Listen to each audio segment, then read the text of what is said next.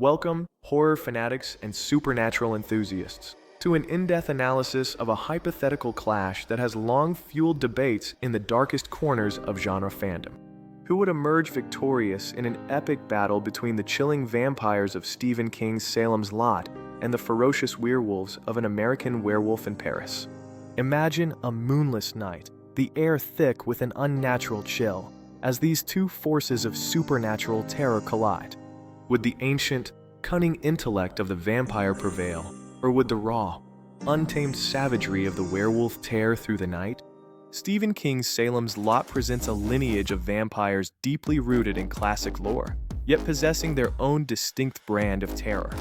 These creatures possess supernatural strength and speed, far surpassing human limits, allowing them to overpower victims with ease. A terrifying weapon in their arsenal is the ability to hypnotize, causing victims' eyes to glaze over, leaving them vulnerable. They are effectively immortal, immune to conventional human ailments, and Barlow, the progenitor, can even fly or levitate. However, direct exposure to sunlight is lethal, and a wooden stake to the heart will slay them, causing their body to revert. Religious objects and faith can ward them off, but their effectiveness is tied to the belief of the wielder. Now, let's turn our attention to the werewolves of An American Werewolf in Paris, creatures of raw, untamed ferocity. These aren't sleek beasts. They are hulking, muscular nightmares with sharp teeth and claws, embodying primal terror. Once transformed, they possess incredible physical strength, capable of tearing through human flesh and bone with ease. Their transformation, traditionally triggered by the full moon, can also be forced through a specialized drug, offering a tactical advantage.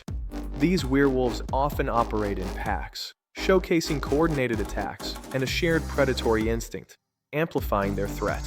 The most potent weakness of werewolves is silver. Silver bullets, blades, or other implements are highly effective in killing them. While durable, they are not impervious. Regular weapons can injure them, though silver is required for a fatal blow.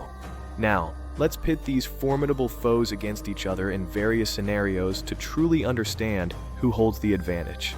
In a narrow, winding alley in Paris, a lone Salem's Lot vampire hunts, when suddenly, a pack of werewolves descends upon it. The vampire's speed and hypnosis might offer an escape or sow confusion, creating an opening for a quick kill. But the sheer numerical advantage and pack mentality of the werewolves would be a massive asset. Verdict for the night fight in an urban labyrinth: werewolves win. The pack's overwhelming strength and ferocity would prevail. Next, consider the Marston House, the sinister lair of Barlow and his growing nest of vampires. A pack of werewolves, perhaps seeking new territory, infiltrates the house. Inside their lair, the vampires have the home field advantage, with Barlow's immense power and strategic mind fully engaged.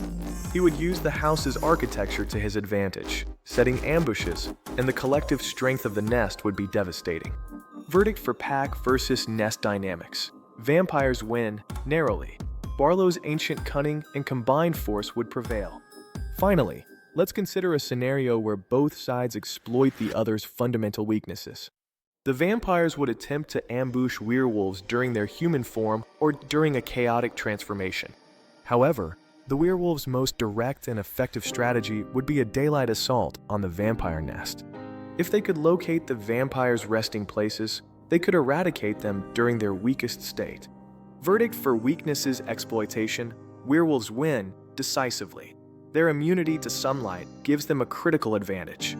After careful consideration of their lore, powers, and weaknesses, the scales tip in favor of the werewolves from An American Werewolf in Paris.